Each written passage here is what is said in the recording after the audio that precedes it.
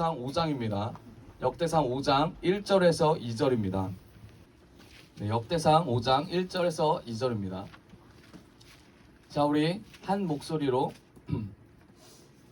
네, 같이 읽도록 하겠습니다. 시작. 이스라엘의 맏아들 르우벤의 아들은 다음과 같다. 르우벤은 맏아들이지만 그의 아버지의 잠자리를 더럽혔으므로 그의 맏아들의 권리가 이스라엘의 아들인 요셉의 아들들에게 넘어갔고 족보의 맏아들로 오르지 못하였다. 유다는 그의 형제들보다 세력이 크고 그에게서 영부자가 났으나 맏아들의 권리는 요셉에게 있었다. 아멘. 아멘. 아멘. 네.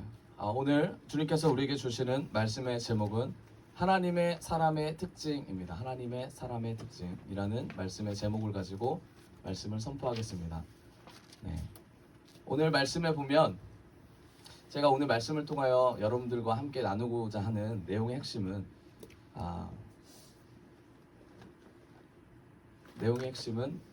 되게 여러 가지가 있는데 그 차츰 우리가 다시 알려드리도록 하겠습니다.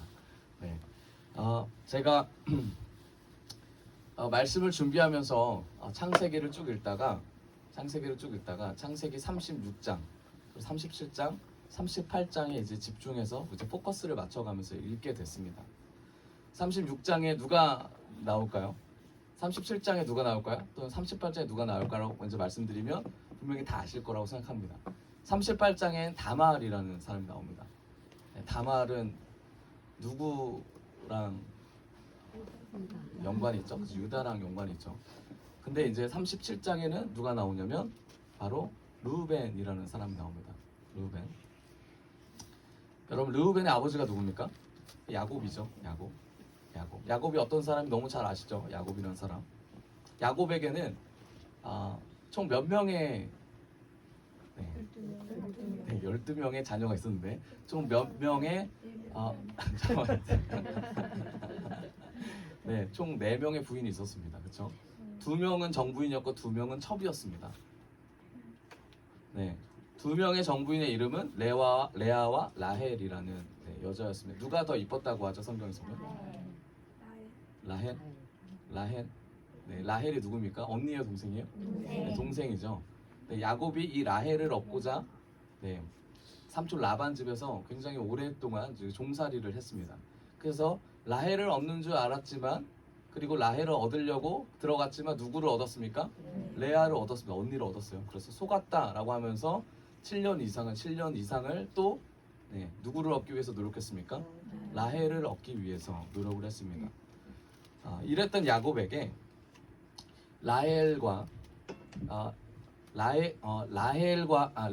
레아 사이에서 아들을 낳습니다. 레아가 누구라고 했죠? 언니입니까? 동생입니까? 네, 언니죠. 라헬은 누구죠? 동생이라고 했습니다. 레아를 통해서 아들을 낳는데 그 첫 번째 아들이 누구냐면 르우벤이라는 사람이었습니다. 그러니까 장자죠. 총 12명 플러스 여자 1명에서 총 13명의 아이를 가지고 있는데 야곱이. 그런데 첫 번째 아들이었던 이 르우벤과 마지막 막내 아들 이름 뭐죠? 요셉 아니죠. 네, 베냐민이죠. 베냐민의 형이 누굽니까? 요셉이죠. 요셉과 베냐민을 낳았던 엄마가 바로 라헬이라고 하는 동생이죠. 야곱이 사랑한 여자였어요. 자, 야곱이 동생이었던, 그러니까 레아의 동생이었던 라헬을 너무나 사랑했기 때문에 레아가 낳았던 자녀들까지도 야곱은 너무나 사랑했습니다. 죄송합니다. 라헬을 너무 사랑했어요. 자, 라헬이 낳은 자녀가 둘이라고 했습니다. 요셉과 누구요? 베냐민이었어요. 자, 요셉과 베냐민에게는 아주 특별한 사랑을 야곱이 가지고 있었습니다. 그래서 특별한 사랑을 했어요. 자, 이거를 본 나머지 10명의 형제들은 어땠을까요? 마음이 굉장히 힘들었겠죠. 왜요? 아버지가 똑같은 자식들인데 이 둘만 사랑한다라는 이 모습에 마음이 힘들었을 겁니다. 근데 이 마음이 힘들다는 건 서로가 이제 여러 가지 얘기를 했겠죠. 야, 요셉 별로다, 베냐민 별로다. 그러면서 이 나머지 10명의 자녀들이 별로다 하는데 그 얘기를 다 누가 듣고 있었냐면 첫째 형, 둘째 형, 셋째 형 이렇게 쭉쭉쭉쭉 듣고 있었습니다. 그런데 야곱이 이 두 아들, 요셉과 베냐민을 사랑하는 이 시기에 형제들이 야곱과 요셉을 바라보는 마음은 어땠냐면, 아버지가 쟤네를 사랑하는 이유가 따로 있어. 그게 뭐냐면 아버지가 사랑하는 여자가 낳은 자식들 때문이야 라는 첫 번째 그런 순수한 그런 이유가 아닌, 그냥 마음속에 어떤 마음이 있었냐면, 아버지는 왜 우리를 쟤네들만큼 사랑하지 않을까라는 시기와 질투가 마음속에 있었습니다. 그렇기 때문에 아버지가 얼마나 사랑하면, 얼마나 부인을 사랑하면 자식들까지 사랑할까라는 그런 의도가 아닌, 왜 우리는 쟤네들만큼 사랑해주지 않을까라는 순수하지 않은 의도가 마음속에 계속 자라나고 있었습니다. 그 마음이 어떻게 표현이 됐냐면 시기와 질투, 그리고 자신들의 삶을 돌아보지 못하고 상대가 잘못됐다라는 것만 지적하기 시작했어요. 그런 삶을 살았습니다. 쭉 살다가 이제 35장, 창세기 35장에 가면 이제 르우벤이 이미 장성한 어른이 됩니다. 어렸을 때는 비교와 멸시와 여러 가지 삶을 살다가 르우벤이라는 이 첫째가 장성하고 나서 자신의 삶을 이제 돌아보기 시작합니다. 정말 진정 자기가 어떤 삶을 살아야 될지를 이제 돌아보기 시작해요. 야곱은 대단한 사람이었죠, 그렇죠? 야곱의 삶을 르우벤이 아들로서 지켜보면서 나는 어떻게 살아야 할까라는 것이 마음속에 뿌리 박혀서 계속 들고 일어났어요. 그런데 걸리적거리는 사람이 누구였습니까? 요셉과 베냐민이었다는 거예요. 가장 걸리적거렸던 사람은 요셉이었어요. 왜냐하면 르우벤 마음속에 아버지의 삶을 보면서 그 아버지를 쫓아가야 되겠다는 열망이 첫 번째 있었고, 그리고 하나님이란 존재가 뭘까라는 철학적인 사고가 계속해서 르우벤 안에 있었다는 거죠. 그런데 말도 안 되게 야곱의 시선은 계속해서 요셉한테 가고, 심지어 옷까지도 채색 옷을 입히고 제일 좋은 것을 계속 주고 일도 안 시키고, 이 모습의 르우벤이 자신의 존재를 어떻게 생각했냐면, 나는 그럼 뭘까? 라는 가장 근본적인 질문을 던지기 시작해요. 그런데 여기서 르우벤이 실수한 게 있습니다. 그게 뭐냐면, 나는 하나님 앞에서 무엇일까라는 질문을 던지는 게 아니라 나는 야곱 집안에서 뭘까? 라는 질문을 던져요.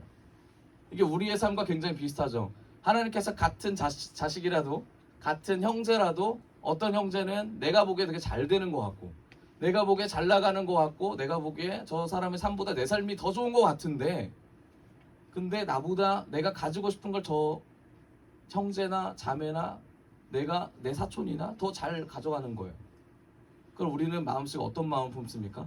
왜 하나님이 도대체 나에게 이럴까 보다 그냥 마음속에 어떤 마음이 들어요? 제가 싫다. 네, 왜 이렇게 웃죠? 제가 싫다 이런 마음이 들어요. 네. 그렇죠. 얼마 전에 이제 말씀드렸지만, 네, 우리 유리와 사랑이를 같이 이제 대화를 한 과정에서 이 유리 어린이가 이런 말을 하더라고요. 나의 사랑을 뺏어간 사랑이, 이런 얘기를 하더라고요. 그래 너의 사랑이 도대체 어디서 왔길래? 라고 물어봤더니 언니에게 오는 사랑을 사랑이가 뺏어갔고, 네. 옆에서 이렇게 지용이의 관심 또한 사랑이한테 더 많이 가는 것 같아. 마음 힘들다 라고 유리가 마음의 결론을 내렸어요. 그러면서 유리가 이런 말을 하는 거예요. 혹시 지용이 어린이가 사랑에게 마음 있는 게 아닌가? 이런 질문을 유리가 스스로 던졌어요. 그러고 나서 결론을 유리가 몇 주간 지나고 나서 내립니다. 지용이는 사랑에게 마음이 있는 게 아니었다 라고 이제 결론을 내려요. 네. 하지만 여기서 더 우리가 넘어가야 될 게 있죠. 그게 뭐예요? 이 상황에서 왜 가족도, 왜 친구들도, 왜 나와 함께하는 사람들조차 나를 이렇게 힘들게 하는 것인가? 왜 나를 왜 이렇게 하나님이 이 상황에 만들어 놓으셨을까라는 그런 힘듦의 질문이 아닌 그냥 이 상황 가운데 이것만 모면하고 싶은 마음이 있었다는 거예요. 그게 누굽니까? 바로 이 르우벤이라는 사람이었어요. 아버지가 따라갔던 그 하나님의 존재를 알면서도 르우벤은 하나님을 찾는 것보다 자기의 형편과 자기의 상황을 누구보다 더 최선을 다해서 벗어나려고 했던 사람이었습니다. 그 벗어나려면 누가 없어져야 됩니까? 요셉이 없어져야 되죠. 요셉이. 그 요셉이 없어져야 되는 상황을 너무나 마음속 깊이 계속 되뇌었던 사람이었어요. 그럼 당연히 그 말과 행동이 어떻게 됐어요? 요셉을 싫어하는 말과 행동이 됐겠죠. 형제들한테 말합니다. 자신의 감정을 토로하기 시작해요. 둘째가 그걸 받아요. 르우벤 다음 둘째가 누구죠? 시므온이죠. 시므온이 그걸 받아서 르우벤의 마음에 합당하게 둘이 이제 작당을 합니다. 셋째가 누굽니까? 레위입니다. 레위. 레위라는 아들이 등등등 셋째, 넷째, 이제 다섯째 다 갑니다. 그러면서 서로가 모여 있어요. 이게 창세기 37장의 내용입니다. 그러다가 서로가 모여 있는 이 상황에서 이 사람들이 이 형제들이 어딜 가게 되냐면 형제들이 양을 치러 세겜이라는 곳을 갑니다. 세겜이 어떤 곳입니까? 창세기 34장에 보면 야곱이 딸이 한 명 있습니다. 누구죠? 디나라는 딸이요. 디나. 그 디나라는 딸이 세겜에 갔을 때 이제 세겜에서 어떤 일이 일어났죠? 세겜에서 이제 안 좋은 일이 일어납니다. 이제 안 좋은 일이 일어나는데 그 안 좋은 일이 일어남과 동시에 이 형제 첫째와 둘째가 가서 뭐 합니까? 그 사람들을 다 죽이죠. 세겜의 왕자를 죽이고 다 죽입니다. 할례를 받게 해서 다 죽여요. 그런데 지금 어디 갔어요? 37장에 다시 세겜으로 돌아가서 뭘 합니까? 양치기를 하고 있는 거예요. 양치기를 하고 있으니까 굉장히 뭔가 안 맞잖아요. 그렇죠? 양치기를 하고 있으니까 야곱이 형제들이 걱정이 되는 거예요. 세겜에서 무슨 일이 일어나지 않을까? 혹은 얘네가 다른 마음을 먹지 않을까? 양치기를 일부러 거기 가서 했겠죠. 그렇죠? 양치기를 한 이유가 뭐겠어요? 거기가 뭐 풀이 잘 났거나 뭐 그랬겠죠. 근데 거기까지 갔는데 야곱이 걱정이 돼서 요셉한테 말을 합니다. 요셉아, 형들이 지금 세겜에 가 있으니까 가가지고 형들이 잘 있고 가축이 잘 먹고 있는지를 네가 보고 와라 라고 야곱이 요셉한테 말을 합니다. 그러니까 요셉이 그 말을 듣고 아버지 알겠습니다. 제가 가보겠습니다. 근데 몸에 뭐 있어요? 채색 옷을 입고 왕자처럼 형들을 찾아가는 거예요. 얼마나 순수한 마음이겠어요. 아버지가 나를 사랑하고 꼭 있잖아요. 아버지랑 그러니까 부모님의 사랑을 받은 애들은 그 티끌 하나 없이 잘 자랍니다. 얼마나 밝아요, 그렇죠? 얼마나 밝습니까? 그래서 요셉이 이제 밝은 얼굴로 세겜까지 가요. 세겜까지 갔는데 세겜이 형들을 못 찾습니다. 막 돌아다녀요. 그러니까 돌아다니고 있는데 형들을 못 찾는 그 상황에서 어떤 지나가던 사람이 요셉한테 말하면 너 뭐하러 왔니? 그걸 왜 물어봤겠어요? 요셉이 세겜 사람들과 다른 모습을 하고 있기 때문에 그걸 물어본 거예요. 누가 봐도 넌 다른 나라 사람이다. 다른 쪽에 속하는 사람이다. 라고 해서 요셉에게 물어봅니다. 넌 도대체 뭐하러 왔니? 요셉이 말을 합니다. 형들을 찾으러 왔다. 근데 없는 것 같다. 그러니까 그 사람이 말을 합니다. 여기 없는 것 같다. 도단이라는 곳으로 가라. 그래서 이제 도단에 갔습니다. 도단에 가요. 또 형들을 찾으러 순수한 마음으로 도단에 갑니다. 도단까지의 거리는 지금 요셉이 살고 있는 데에서 100km 정도 떨어진 거리예요. 그 엄청난 먼 거리입니다. 그쵸? 먼 거리예요. 100km 정도 떨어진 거리를 요셉이 아버지의 말을 따라서 채색 옷을 입고 거기까지 달려갔다라는 거죠. 달려갔는데 형들이 100km 걸리는 그 거리를 건너온 요셉을 멀리서 보게 됩니다.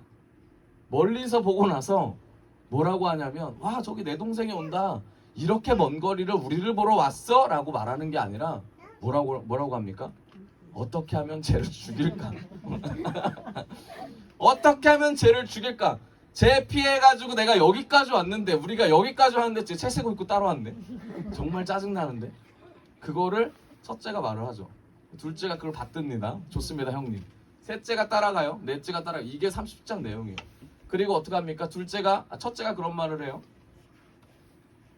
얘를 구덩이에 놓자고. 우리 같이 읽어보죠. 37장 창세기 37장을 같이 갑시다.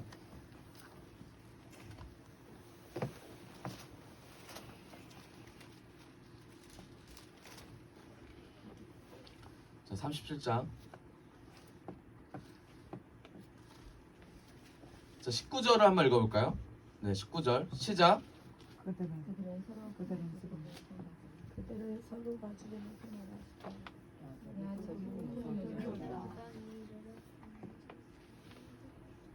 잠시만요. 네, 우리 다시 한번 읽어봅시다. 시작. 그들은 서로 마주보면서 말하였다. 야, 저기 꿈꾸는 녀석이 온다. 네, 어떤 사람입니까? 요셉은 꿈꾸는 자였어요. 꿈꾸는 자. 너무 좋은 표현이죠. 꿈꾸는 자. 형들한테 이 꿈꾸는 자는 어떤 모습이었냐면 자기들을 군림하는 사람으로 봤습니다. 왜냐하면 우리 위에를 보죠. 위에를 보면 창세기 37장 6절을 볼까요? 37장 6절. 6절. 예. 같이 읽어봅시다. 시작. 요셉이 형들에게 말하였다. 내가 꾼 꿈 이야기를 한번 들어보셔요. 7절. 우리가 밭에서 곡식단을 묶고 있었어요. 그런데 갑자기 내가 묶은 단이 우뚝 일어서고 형들의 단이 나의 단을 둘러서서 절을 하였어요. 8절. 형들이 그에게 말하였다. 내가 우리의 왕이라도 될 성싶으냐? 정말로 네가 우리를 다스릴 참이냐? 형들은 그의 꿈과 그가 한 말 때문에 그를 더욱더 미워하였다. 9절.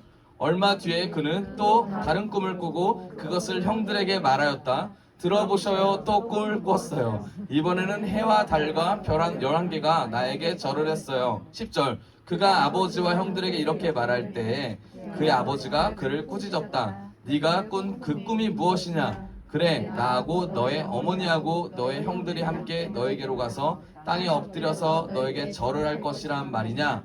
11절. 그의 형들은 그를 시기하였지만 아버지는 그 말을 마음에 두었다. 아멘.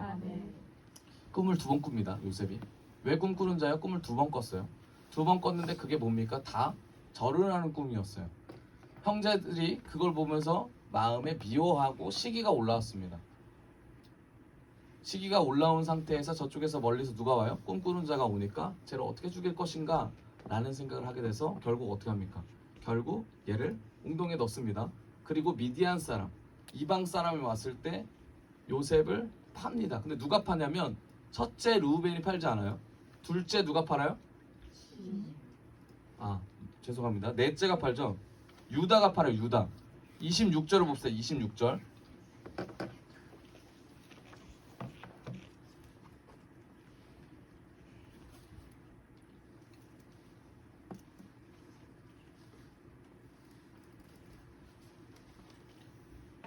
자, 26절을 보겠습니다. 시작. 유다가 형제들에게 말하였다. 우리가 동생을 죽이고 그 아이의 피를 덮는다고 해서 우리가 얻는 것이 무엇이냐? 자, 우리는 그 아이에게 손을 대지를 말고 차라리 그 아이를 이스마엘 사람들에게 팔아 넘기자. 아무래도 그 아이는 우리의 형제요 우리의 피부치다. 형제들은 유다의 말을 따르기로 하였다. 해서 팔립니다.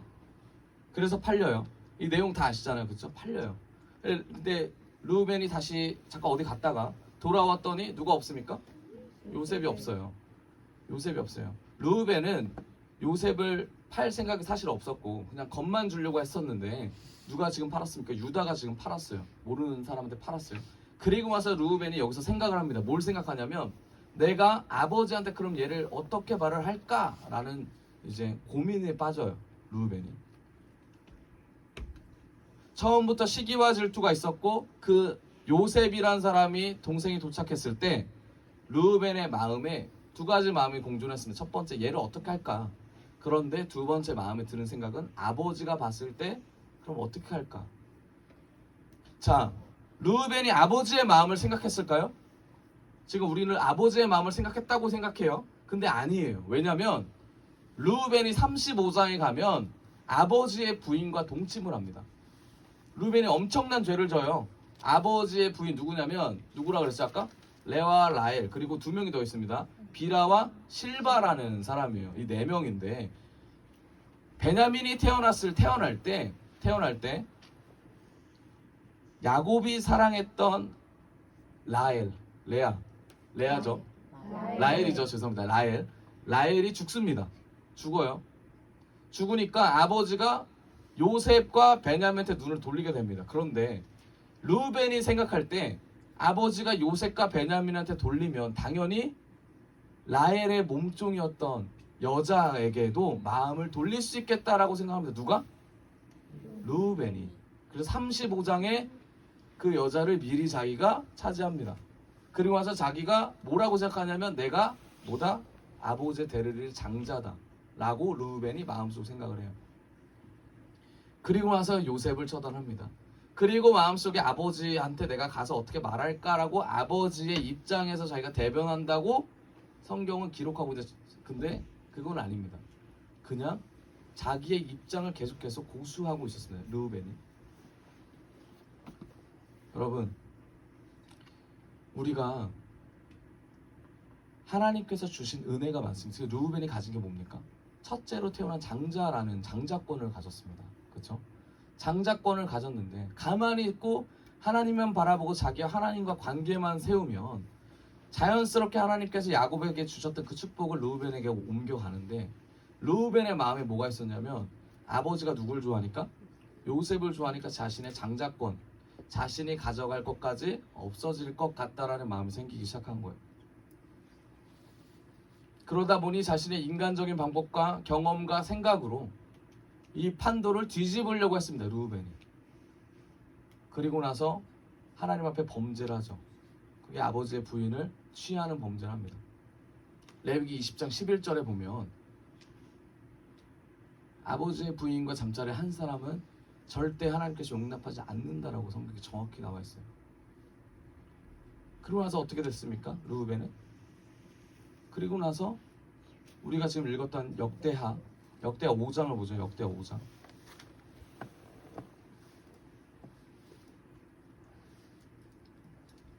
역대하 5장. 역대하 5장 1절.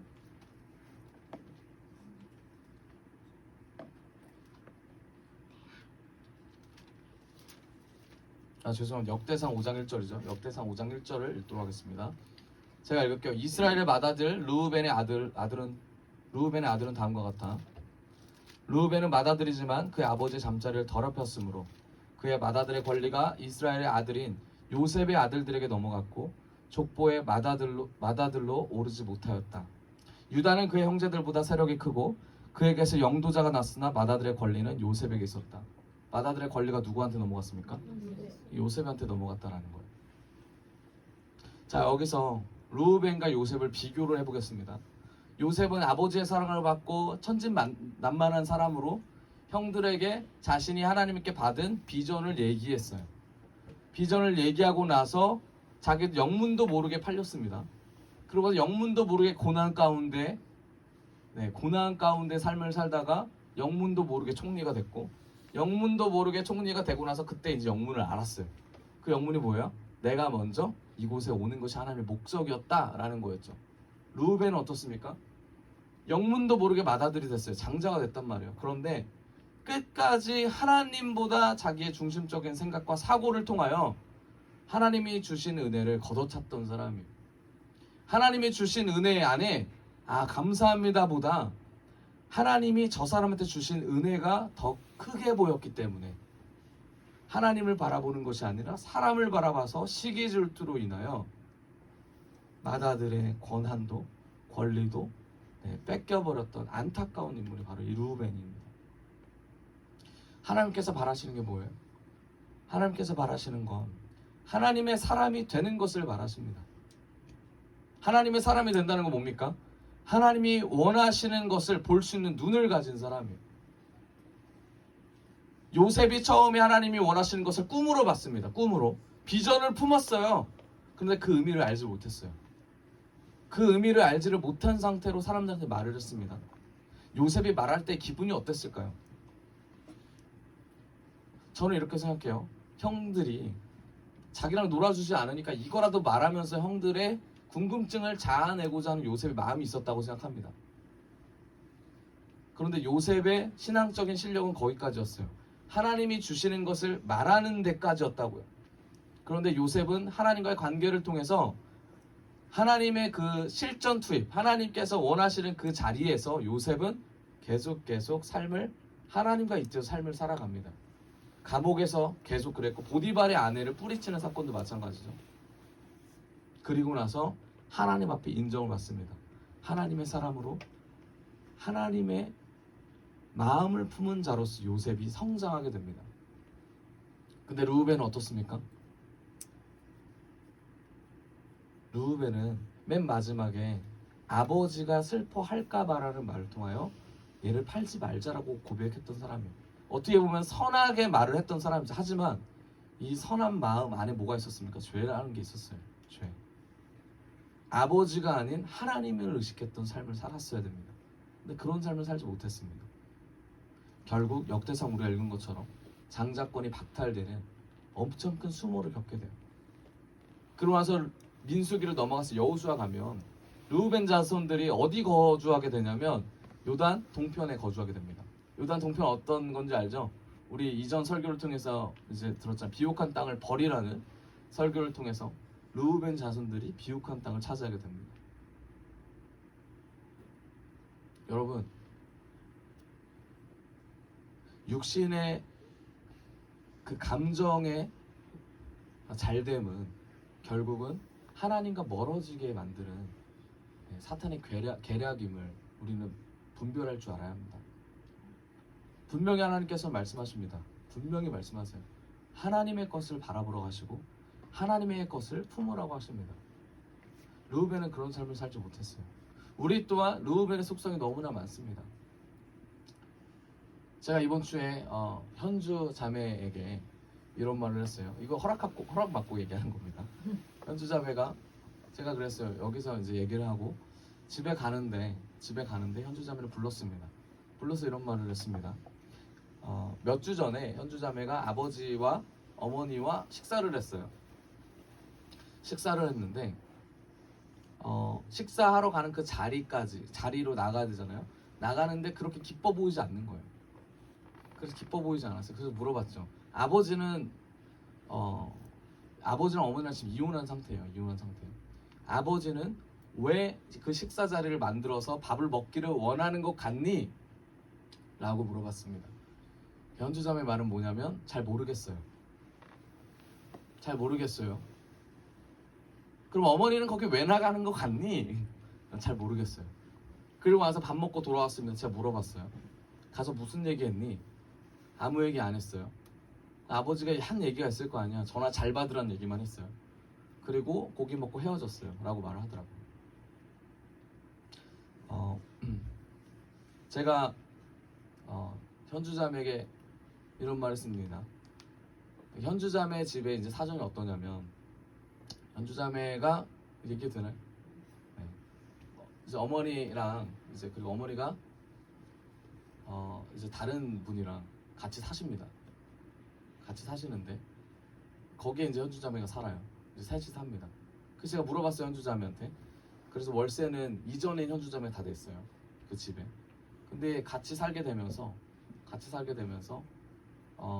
월세를 그럼 어떻게 하니? 라고 물어봤는데 현주자매가 그 같이 사는 아버지, 아저씨라고 하는데 현주자매는 아저씨가 집을 샀기 때문에 그 집에 이제 들어가서 산다고 하더라고요. 제가 그래서 물어봤습니다. 현주자매한테. 뭐라고 물어봤냐면 아버지가 고기 먹자고 한 이유가 분명히 있을 것이다. 그런데 그게 뭐라고 생각하냐? 갔다 와서 다시 생각해봐라. 그러니까 또 모르겠다는 거예요. 아버지는 엄마랑 너랑 같이 살고자 하는 마음이 있지 않니? 라고 물어봤어요. 그럴 때 또 모르겠대요. 네. 그래서 제가 다시 물어봤습니다. 아버지가 엄마가 지금 다른 아저씨랑 살고 있다는 사실을 아니? 그랬더니 그건 모른다라는 거예요. 엄마가 그 얘기를 안 했다라는 거죠. 그래서 제가 현주자매한테 물어봤습니다. 왜 너는 얘기 안 하니? 그랬더니 그것도 모르겠대요. 제가 이걸 통해서 제가 이제 현주자매한테 이런 말을 했어요. 그 다음에 이 부분을 좀 생각했으면 좋겠다.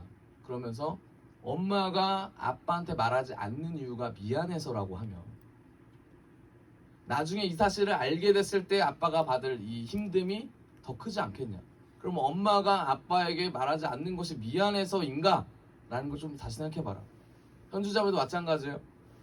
본인이 아빠한테 말하지 않는 이유가 엄마가 말하지 않는 거. 근데 바꿔 말하면 아버지에 대해서 자기가 미안한 감정이 있냐? 아니면 이게 아버지한테 지금 말했을 때 아버지의 관계가 틀어질 것인가? 에 대한 이 복합적인 것을 생각을 지금 하는데 그거를 어떻게 표현할지도 모르고 어떻게 여기를 나아갈지도 모르고 어떻게 이거를 붙잡을지도 모르고 지금 이 상태였던 거예요. 근데 이걸 아무도 말해주는 사람도 없고 아무도 관심 가져주는 사람도 없고 아무도 하나님께 이걸 물어봐라 어떻게 하면 좋겠냐라고 말하는 사람이 없었던 거예요. 그래서 제가 이거를 얘기를 했어요. 지금 굉장히 마음 힘들 겁니다. 네.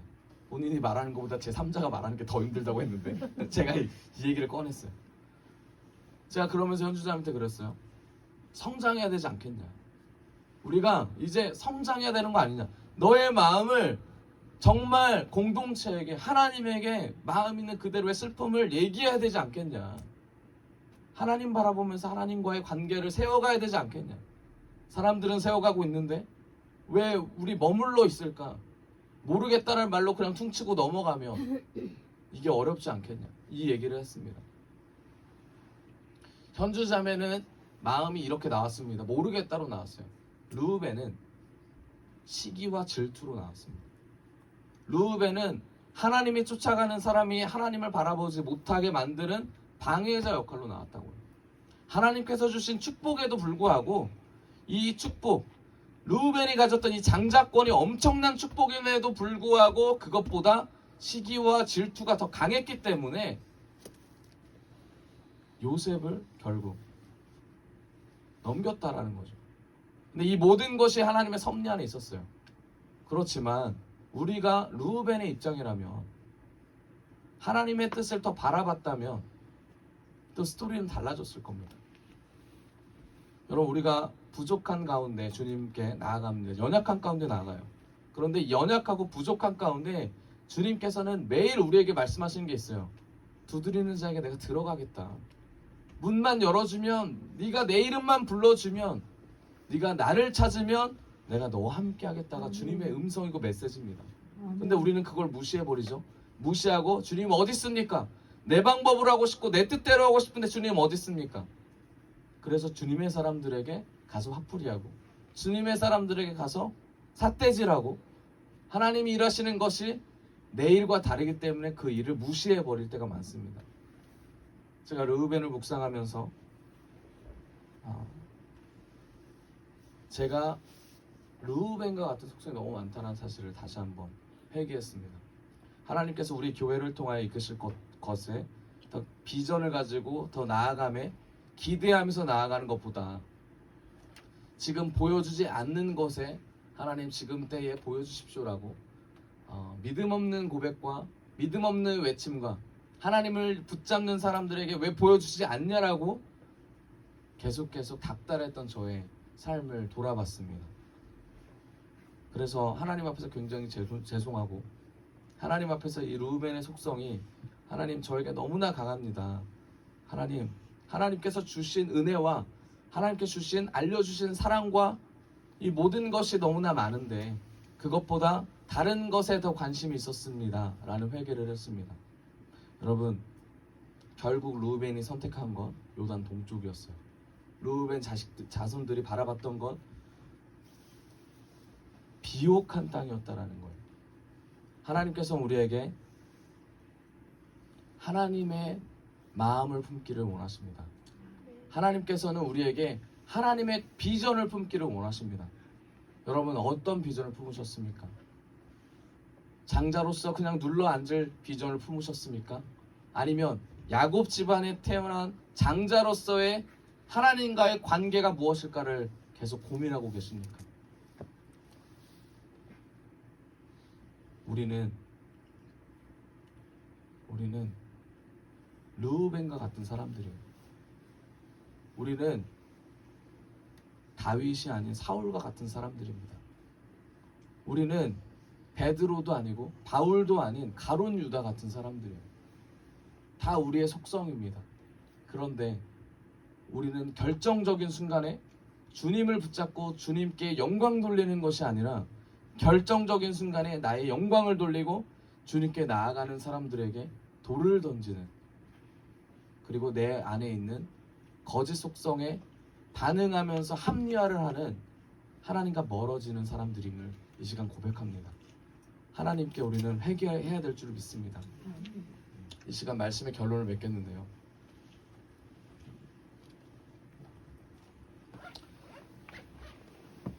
하나님께서는 우리에게 르우벤과 같은 거짓 속성, 하나님이 아닌 다른 것을 바라보게 만드는 것들을 알려주십니다.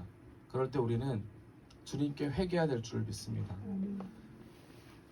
항상 주님 앞에서 하나님이 주신 것들에 감사하며 나아가기를 원합니다.